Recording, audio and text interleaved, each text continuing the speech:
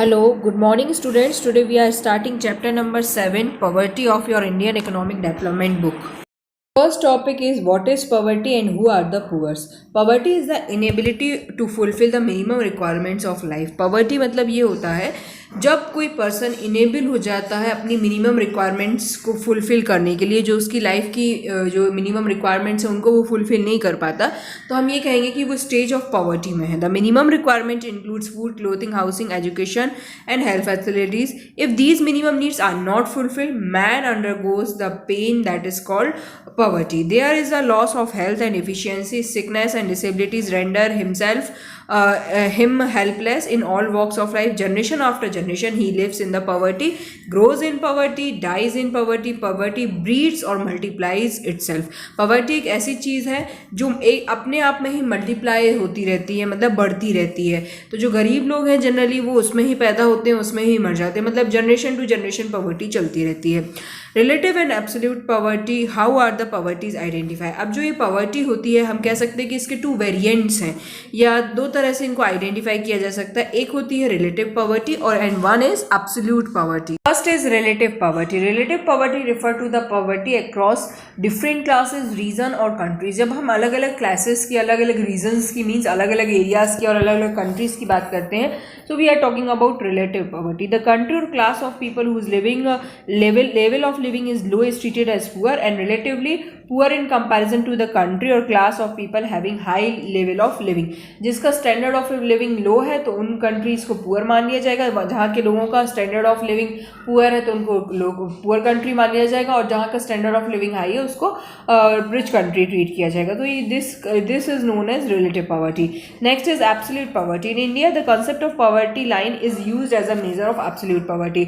India में जो generally use होता है वो एब्सोल्यूट पॉवर्टी वाला मेजर यूज होता है, मींस पॉवर्टी लाइन का रूल चलता है, कॉन्सेप्ट ऑफ पॉवर्टी लाइन चलता है. पॉवर्टी लाइन के ऊपर वाले जो लोग हैं वो कहलाएंगे अपर पॉवर्टी लाइन, या हम उन्हें कह सकते हैं कि ये पुअर नहीं है, रिचर है. और पॉवर्टी लाइन पे हैं जो लोग, या पॉवर्टी लाइन के नीचे उनको पुअर कंसीडर किया जाता है. अब ये पॉवर्टी लाइन क्या होती है? Poverty line refer to the cut off point in terms of per capita expenditure that divides people of a region as a poor and non poor. Poverty line एक ऐसा कट ऑफ पॉइंट है जो expenditure, पर capita expenditure के basis पर एक particular reason के लोगों को एज अ पुअर और नॉन पुअर डिवाइड करता है. In India person who spend 816 on consumption in rural areas and ₹1000 in urban areas per month are treated as those below the poverty line. इसके नीचे अगर consumption करेंगे, means इससे कम करेंगे तो पॉवर्टी लाइन के नीचे आ जाएंगे, पुअर माने जाएंगे, और इसके ऊपर वाले अपर पॉवर्टी लाइन माना जाएगा. यहाँ पे एक पिक्चर दिया हुआ है एब्सोल्यूट पॉवर्टी का. लाइफ इन स्लम एरियाज में जो लाइफ रहती है उसको बताया गया है. नेक्स्ट टॉपिक आपकी बुक में दिया गया है what is poverty line. Poverty line क्या होता है? तो अभी मैंने आपको बताया पॉवर्टी लाइन क्या होता है. It refers to the cut off point in terms of per capita expenditure which divides the people in a particular region as a poor and non poor. अब एग्जाम्पल यहाँ पे इन्होंने दिया है, if per capita income is 1500 per month is taken as a cut-off point, then those surviving as monthly expenditure less than 1500 will taken as poor, and those who have consumption expenditure more than for 1500 then they will be considered as a non-poor. So percentage of population below poverty line is called as head count ratio or poverty incidence ratio. अब यहाँ पे दिया हुआ है next topic, should be poverty line cut of be determined in terms of income और इन terms of consumption. अब ये बोलते हैं जो पॉवर्टी लाइन का कट ऑफ पॉइंट है, जब उसका डिटर्मिनेशन होता है वो इनकम के बेसिस पे होना चाहिए या फिर कंजप्शन के बेसिस पे होना चाहिए. Poverty cut off line point may be determined either in terms of income or either in terms of consumption. However, if one is to choose between two, the consumption should be definitely preferred as a parameter than income. अब 2 parameters हैं, income भी है और expenditure भी है. तो यहाँ पे बोला गया है कि अगर आप इन दोनों को कंपेयर करते हैं तो एक्सपेंडिचर को, कंजप्शन को आप as a poverty line parameter use करिए इन कंपैरिजन टू इनकम. मतलब फर्स्ट प्रेफरेंस कंजप्शन है, सेकंड प्रेफरेंस इनकम है. दिस इज बिकॉज अब इसके 2 रीजंस है. Consumption reflect actual use of goods and services by an individual as well as type of goods actually used, while income only shows the capacity to purchase. income क्या बताती है? सिर्फ capacity to purchase. और जब हम consumption की बात करते हैं तो consumption पूरा डाटा बताता है कि लोग किस तरह का गुड्स खरीदने की कैपेसिटी रखते हैं, क्योंकि गुड्स भी कई टाइप के होते हैं. And data is not available on the distribution of income. Distribution of income का उतना ज़्यादा क्लियर डाटा अभी हमारे पास नहीं है कि हम उसके बेसिस पर poverty line cut off point तय कर सकें। तो consumption is the main parameter in comparison to the income. अब जो नेक्स्ट टॉपिक दिया हुआ है बुक में वो है why how is poverty line fixed in India, some procedural details.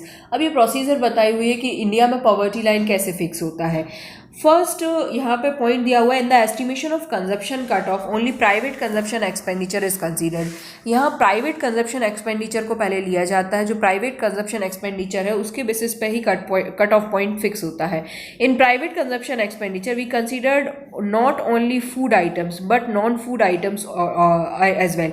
जब हम कंजप्शन एक्सपेंडिचर की बात करेंगे, प्राइवेट कंजप्शन एक्सपेंडिचर की बात करेंगे, तो सिर्फ हम फूड आइटम्स को नहीं लेंगे, हम नॉन फूड आइटम्स को भी लेंगे। For the consumption of food items we work out per capita consumption of calories.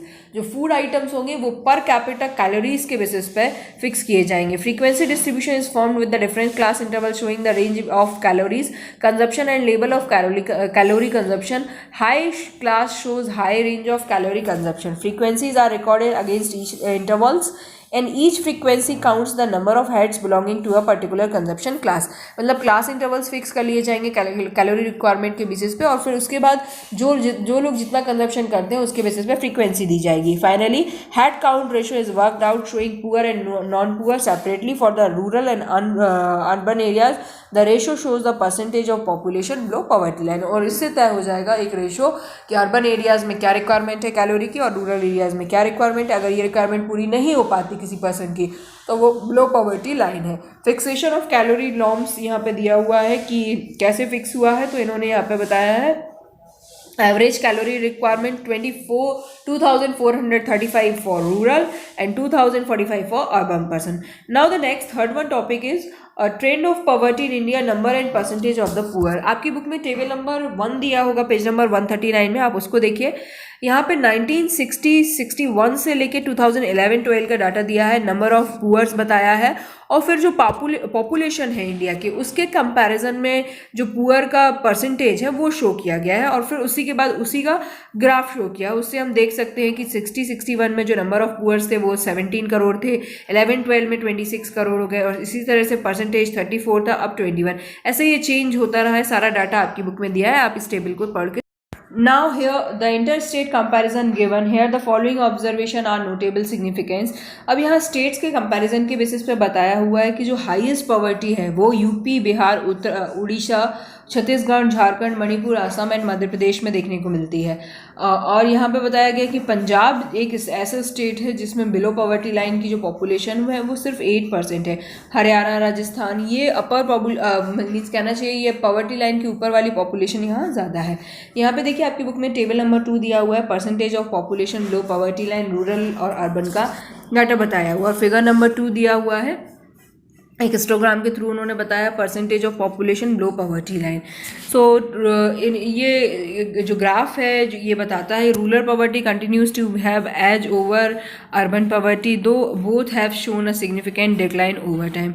Rural poor, urban poor की कंडीशन अलग बताई गई है। जो रूरल पुअर्स होते हैं उनमें कई लोग ऐसे हैं जो लैंडलेस हैं, एग्रीकल्चरल वर्कर्स हैं, मार्जिनल होल्डर्स हैं, टीनेंट्स एट विल है। और जो अर्बन पुअर हैं जनरली वो लोग हैं जो माइग्रेंट्स हुए हैं, मीन्स शिफ्ट हुए हैं रूरल एरियाज से in search of employment. Casual workers उस कैटेगरी में आते हैं, self employed and serving largely as street vendors. Urban poor are largely the spill over of the rural poor and migrating to the urban areas in search of job. तो ये वही लोग हैं जो जॉब की सर्च के चक्कर में जॉब की सर्च के लिए कहाँ गए हैं, अर्बन एरियाज में गए हैं, पर प्रॉपर उन्हें वर्क नहीं मिला तो अब वो कहीं स्ट्रीट वेंडर बन गए हैं या हॉकर वगैरह बन के काम कर रहे हैं। अब यहाँ पे एक बॉक्स दिया होगा आपकी बुक में, defining and redefining the poverty line, so you can read it.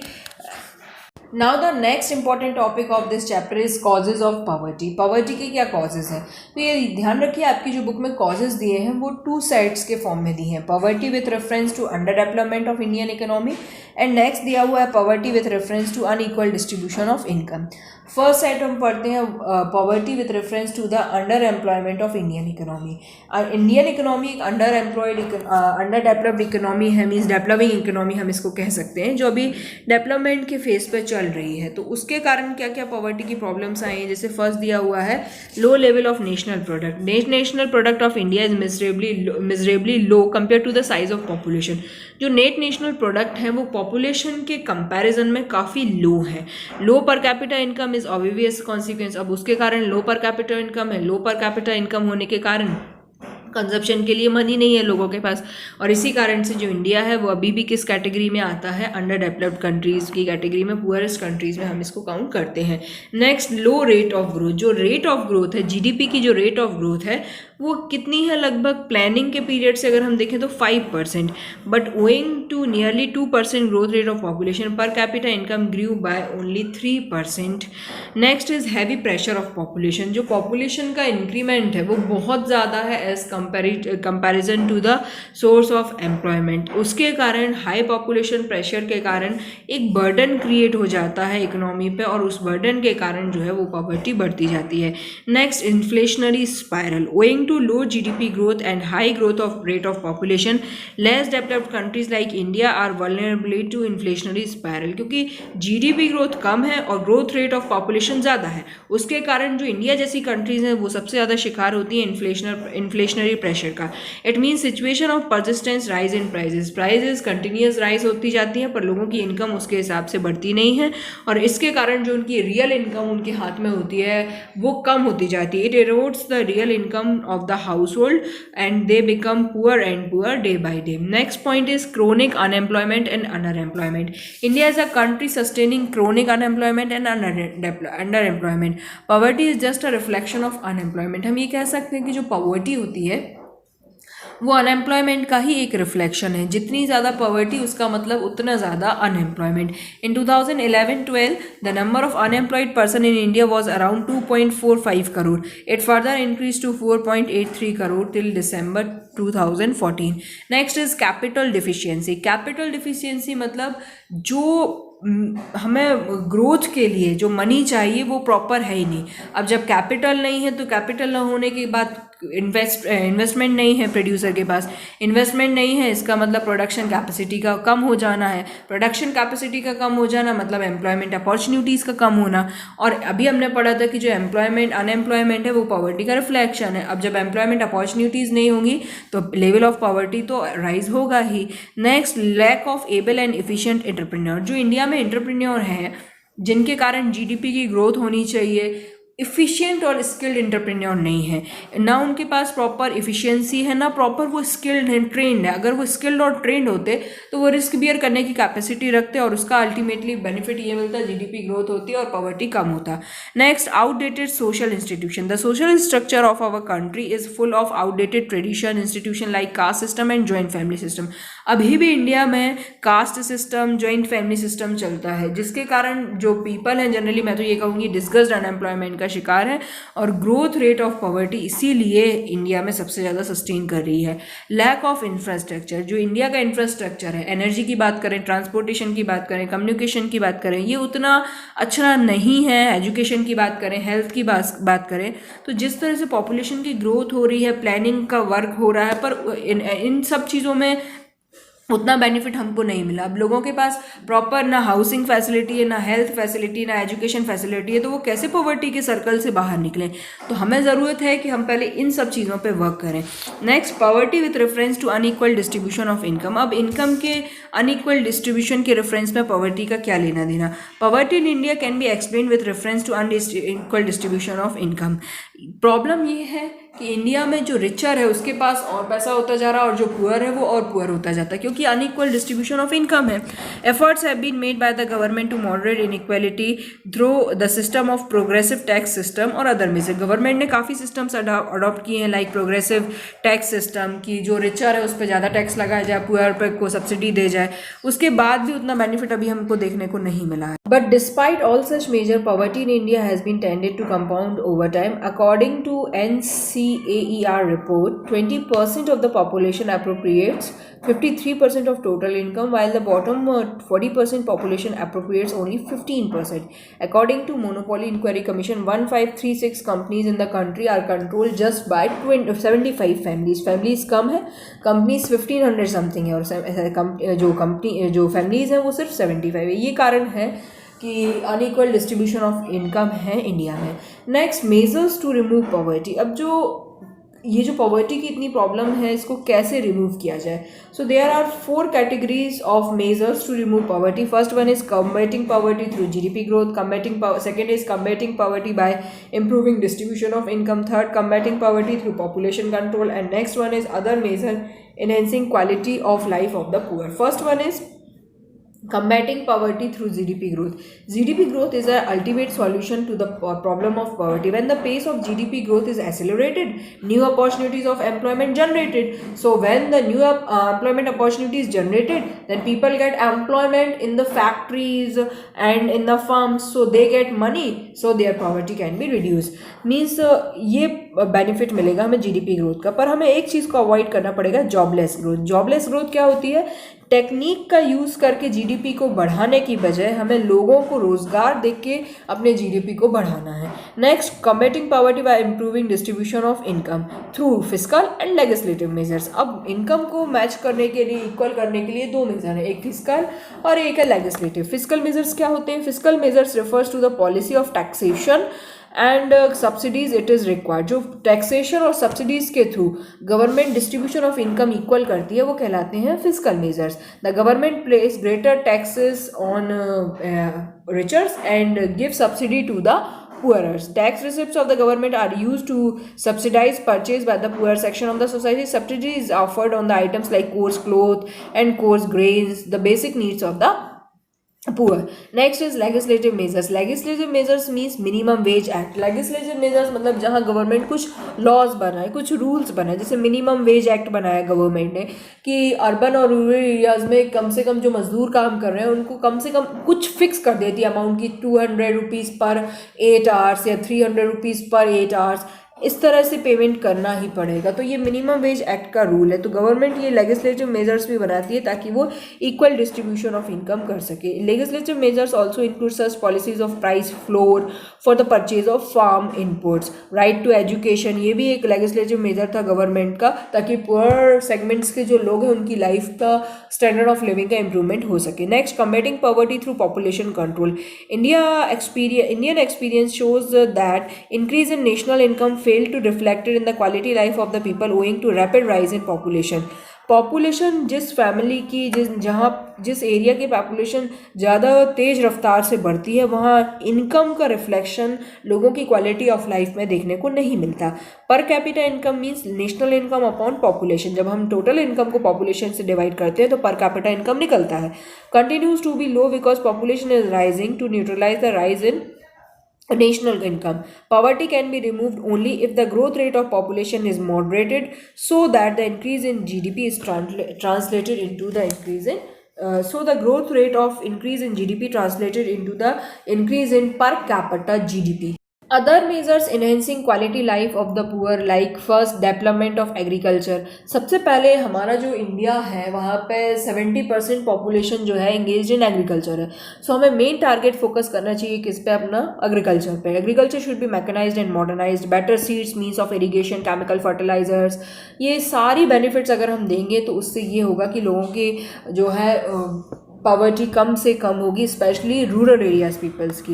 Next is stability in price level. Price stability is an essential prerequisite of poverty alleviation. If the price continues to rise, the standard of living of poor will continue to be deteriorate. जैसे जैसे price बढ़ती है goods की तो लोग क्या करते हैं, उनकी इनकम गुड्स को परचेज करने में ही स्पेंड हो जाती है, तो उससे उनका स्टैंडर्ड ऑफ लिविंग नहीं बढ़ पाता है. तो हमें क्या करना है? स्टेबिलिटी करना है प्राइस लेवल्स में. Prices can be stabilised when the production of food grain other goods of mass consumption is increase. अगर प्रोडक्शन बढ़ जाएगा तो प्राइजेस स्टेबल हो जाएंगे. And when the goods of mass consumption are distributed to the poor through fair price shops. जो fair price shops होती है, ration shops होती हैं, उनके थ्रू अगर जो मास कंजप्शन की चीज़ गुड्स हैं वो अगर गरीबों तक दे दिए जाए तो उससे प्राइस की स्टेबिलिटी हो जाएगी. Next is is eradication of unemployment. Unemployment जितना ज़्यादा हटेगा, पॉवर्टी उतनी ज़्यादा हटेगी। Opportunities of employment must be generated in the rural areas, cottage industries, construction activities should be encouraged in the rural areas, so the unemployment condition can be deteriorated. Next, labour intensive technique of production. जो technique of production factories में, farms में use होती है वो machine intensive ना होकर labour intensive होगी तो पॉवर्टी रिड्यूस हो जाएगी क्योंकि लेबर को मनी मिलेगा उससे। Next, provision of minimum needs of the poor. Government should take appropriate measure to meet the minimum needs of the poor such a supply of drinking water, provision of primary health centres, primary educations. Public sector should allocate more and more funds for this purpose. Next, special focus on backward region. India में जो backward region है mainly जहाँ poor peoples रहते हैं like Orissa state, Orissa, Nagaland, UP, Bihar, तो government main work in पे करे। जो बैकवर्ड रीजन है वहाँ ज़्यादा से ज़्यादा एम्प्लॉयमेंट अपॉर्चुनिटीज़ प्रोवाइड करे, फैक्ट्रीज ओपन करे ताकि वहाँ के लोगों को भी रोजगार मिले और वो पॉवर्टी के स्पायरल से बाहर निकल सके। Next, opportunities for self employment. Opportunities for self employment should be further explored. More and more industrial training institutes ITs should be open to impart industrial and entrepreneurial education. Loan should be offered at the low rate of interest for setting of small industries as a means of self-employment. And next is effective PDS system. Public distribution system. It must be in place for the supply of food grains and other essentials of life to the BPL population. BPL population means below poverty line population of the country. Food grains, cloth must be provided at subsidized rate through fair price shops under direct control and supervision of the government. Next topic is measures adopted by the government to remove poverty और poverty alleviation programme. इनको हम short में paps भी बोलते हैं। तो अगर simple अगर अब पूछा जाए कि मेजर्स टू रिमूव पॉवर्टी तो वो 4 पॉइंट्स जो अभी मैंने बताया उनके अंदर डीप में बताया वो है। पर अगर पेपर में question is asked to you that कि what are the measures adopted by the government to remove poverty और what are the PAPs, so you have to write these योजनाज। आपको ये योजनाएं राइट करना होगा। फर्स्ट, स्वर्ण जयंती ग्राम स्वरोजगार योजना। जो 5 ईयर प्लान्स आते हैं उनमें कुछ ना कुछ योजनाएं आती हैं पॉवर्टी को हटाने के लिए, जैसे स्वर्ण जयंती ग्राम स्वरोजगार योजना। ये योजना लॉन्च हुई थी विलेजेस में जो रूरल पीपल्स हैं उनकी पॉवर्टी को कम करने के लिए ये योजना लॉन्च हुई थी in April 1999। It replace the earlier programme like integrated rural development programme and training for rural youth for self employment ऐसे। Under this program, large number of small enterprises are established in rural areas. जो small enterprises open हुए थे उनमें कुछ organized और individual enterprises थे जो कि self help groups के basis पे, collective basis पे भी as a self help group open हुए थे. Next, second one is NRLM, National Rural Livelihood Mission. This scheme is also known as Ajivika. In the first phase, this scheme is being implemented in 150 districts. पहले first phase में इसको 150 district में launch किया गया, फिर उसके बाद other 150 district में लॉन्च किया गया और 2016-17 में ये पूरे होल इंडिया में लॉन्च कर दी गई ये स्कीम और इसमें एटलीस्ट 90 लाख पर्सनस को सेल्फ एम्प्लॉयमेंट प्रोवाइड किया गया। नेक्स्ट है संपूर्ण ग्रामीण रोजगार योजना। संपूर्ण ग्रामीण योजना जो है वो लॉन्च हुई थी 1 सितंबर 2011 में। जवाहर ग्राम समृद्धि योजना एंड एम्प्लॉयमेंट स्कीम जो थी वो इसके ही अंदर थी, इसी योजना के अंदर आती हैं। इस योजना की मेन 3 ऑब्जेक्टिव्स थे: to provide employment opportunities to the surplus workers, to focus on the development of region economic and social condition and to focus on the development of infrastructure. Next, fourth one is प्रधानमंत्री ग्रामोदय योजना. It was launched in 2001. ये जो योजना थी इसमें main जो focus था, जो टारगेट था, वो लोगों के स्टैंडर्ड ऑफ लिविंग को इम्प्रूव करना था रूरल एरियाज के। और उसको इम्प्रूव करने के लिए ये कुछ फोकस के पॉइंट रखे हुए थे like health, primary education, drinking facility, housing, roads. Mainly ये योजना इन पॉइंट्स पे वर्क करती थी। इसमें 3 प्रोजेक्ट्स थे इस योजना में: प्रधानमंत्री ग्राम सड़क योजना, और सेकंड था प्रधानमंत्री Gramin Awas Yojana and next is प्रधानमंत्री ड्रिंकिंग वाटर योजना। ये 3 योजनाएं इसके अंदर थी। नेक्स्ट इज जय प्रकार रोजगार गारंटी योजना। This scheme seeks to provide guaranteed employment in the most backward districts of the country. Next Swarna Jayanti शहरी रोजगार योजना। जो फर्स्ट हमने पढ़ी थी वो ग्राम स्वरोजगार योजना थी, ये शहर के लोगों के लिए शहरी रोजगार योजना है। This yojana was launch in 1 December 1997। Nehru Rozgar Yojana and prime minister integrated urban poverty eradication programme has been merged in this yojana, इसी योजना में ये सब मर्ज हो गए थे। अब इस प्रोग्राम के अंदर भी कुछ प्रोग्राम्स है like urban self employment programme, urban wage employment programme. Of the total expenditure of this project 75% money is borne, or we can say that 75% of the expenditure of this yojana is bear by the central government and remaining 25% by the state government. Next is Prime Minister रोजगार योजना। ये जो योजना है main इसका motive था कि loan provide करना है। 1 लाख का लोन प्रोवाइड किया जाएगा for opening his own enterprises and 2 lakh loan for other activities. Next, development of small and cottage industry. ये जो योजना है या एक स्पेशल मेजर गवर्नमेंट की तरफ से लिया गया था ताकि जो स्मॉल और कॉटेज इंडस्ट्रीज़ हैं उनको फैसिलिटीज प्रोवाइड की जाए। Next, minimum needs programme to raise the standard of living of the poor. Minimum needs programme was launch during the 5th plan. 5th plan जब आया था तब ये स्कीम आई थी, ये प्रोग्राम आया था। The programme cover the primary education, adult education, rural health, rural water supply, rural roads, rural electrification, rural housing and ecological improvement of the urban slums. This is expected to improve the quality life of poorer section of the society. Next is 20-point program. A 20-point economic program was launched on 14 January 1982 with the view to eradicating poverty. ये जो 14 points आपकी book में दिए हुए हैं, इन points की basis पे ही ये प्रोग्राम लॉन्च हुआ था। यहाँ 20 पॉइंट्स दिए हुए हैं, आप उनको रीड कर सकते हैं। वही इम्प्रूवमेंट ऑफ पुअर पर्सनस के लिए है। Next, Mahatma Gandhi national rural employment guarantee act, MG NREGA, सबसे इंपॉर्टेंट 2005 में ये लॉन्च हुआ था। Under this act all those who are willing to do the work at the minimum wage are offered the work for the minimum period of 100 days। 100 दिन का रोजगार इनको दिया जाता है। Those seeking employment are to report in rural areas with the employment program is being launched. Under this scheme 4.6 crore household were provide job in the current financial year 14 January 2018. Next is Mudra Bank, Micro Units Development Refinance Agency. The government has set up Mudra Bank in April 2015. Its objective to meet the credit needs of micro enterprises and self-employed persons. जो micro enterprises और self employed persons को पैसे की ज़रूरत होती है, उनकी requirements को पूरा करने के लिए मुद्रा बैंक लॉन्च हुआ। Under Mudra Yojana micro enterprises is entitled for the loan up to 10 lakh per unit. Now the last topic is PAPs, a critical assessment. Poverty alleviation programmes जो आए हैं ये कितने फ़ायदेमंद रहे, क्या इनसे पॉवर्टी हटी, अब एक उसका असेसमेंट हम करते हैं। Studies conducted to evaluate the performance of PAPs suggested that there have been some notable changes over time. Percentage of population below poverty line has declined from 46% to 21%। कम हो गया पॉपुलेशन पॉवर्टी लाइन के नीचे वाला। And wage rate has been tended to rise over time, जो wage rates हैं वो बढ़ गए हैं। But yet PAPs have failed to deliver the desired result. पर इंडिया की जो पॉवर्टी की कंडीशन है, जो पुअर पीपल्स की कंडीशन है, पैप्स उतना ज़्यादा उस कंडीशन पे वर्क नहीं कर पाए हैं, डिज़ायर्ड रिजल्ट अचीव नहीं कर पाए हैं। और उसके कॉजेज़ क्या हैं? So first cause is the administration and concern staff are very efficient and could not work effectively.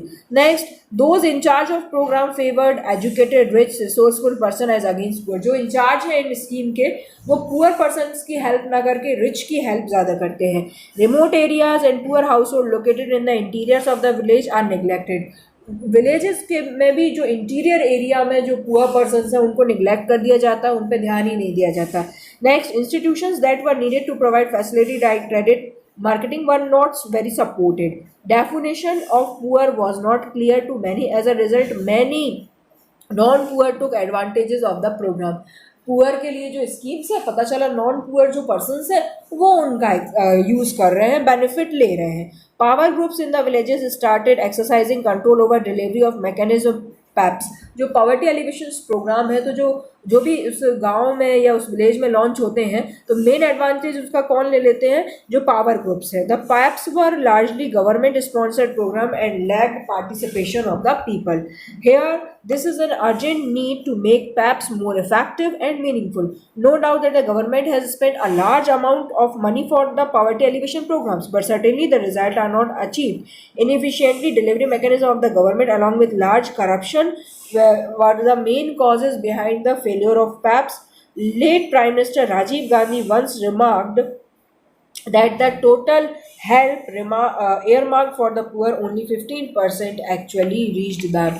यहाँ ये बताया गया है कि जो हेल्प की जाती है पैप्स के थ्रू पुअर पीपल्स की, तो उसका सिर्फ 15% ही उन तक पहुँचना है। 100% पहुँचता है in spite of very efforts taken by the government.